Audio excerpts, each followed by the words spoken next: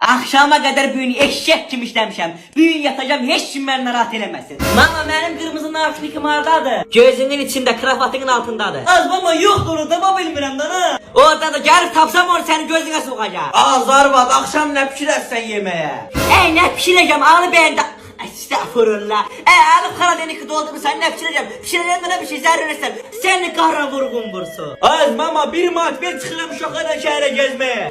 Senin oğul boynun yere sokum. Senin talların aile sakları. Her gün tulaçım gel. Mama bir mat ver, mama bir mat ver. Böyle de tula bütün gün kişi kimi danışırsan. Mama zapretten kıraya çıkma, başka deseydim abi sözü. Onu deşik eylemiştim bıçakla. Bir köpeği oğlun hüner var. Gel hemen yerinden durza. Bak bıkılsın onu. Mama atam dürenden kalan yemeği kızdırırdı. Elinden düştü aşı tez aldığımız palaz üstüne. Palaz temiz baktı. Ay deden şikast kalsın. Topal kalsın deden. Az koymayasınız ben bu karabada bir diş yapam. Az ben öğrenene sonra benim kadrımı bilesiniz. Para